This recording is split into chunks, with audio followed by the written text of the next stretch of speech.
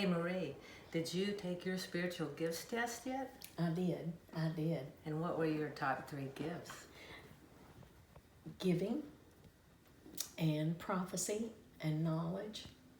And giving, to me, means being happy about giving and being humble about giving, not seeing it as a reward or something that would get me into heaven, but something that excites me and makes me feel good. So I think that might be truly a gift.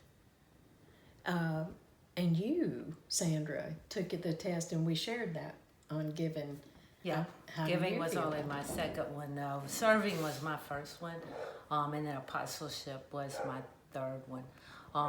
And I was not surprised with serving and giving. I do believe I have a servant's attitude, and not just at church, but I think when I'm serving at church, it gives me more joy than serving at work or at home. But I think I get a bigger joy when I serve the church.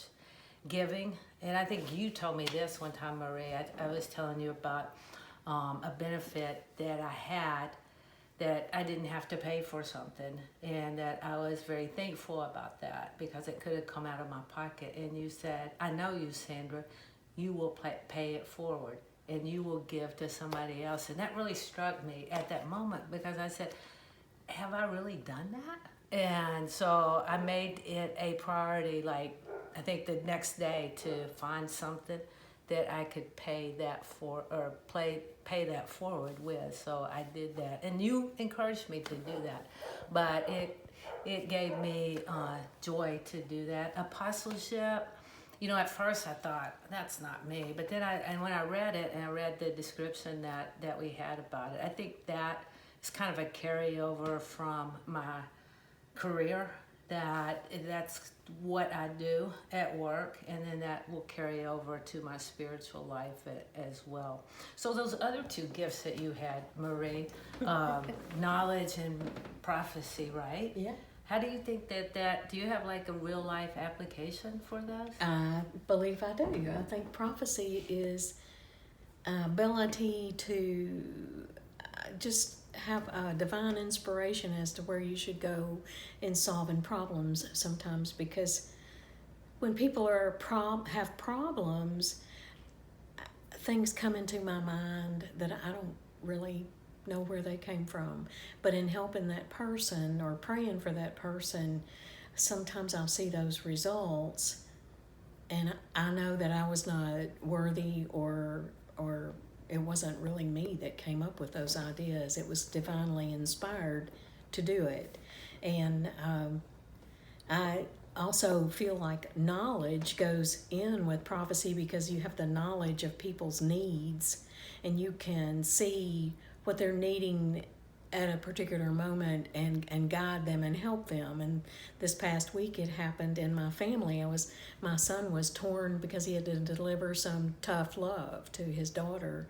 And he said, I don't know what to say to her. And my goal is always to say things and do things with love. And I told him that was the first approach to it. But then I don't know what else to say, but I'm going to pray that God guides you. So when he left and went in, I prayed that God would get in his head and tell him what to say, and that he would be with him and give him strength, and hopefully that he would be received well. And when he came back to the car, he said, it was just like God was in my head and told me what to say.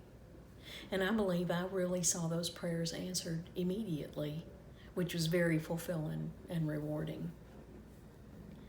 I think that I do have those gifts, and it is real fulfilling when you utilize them, and maybe we should pray that they're more developed in our lives. Absolutely, I agree.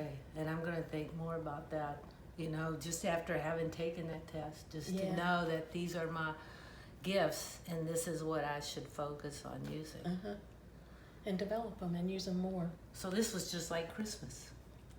Divine intervention. That's right. We're done.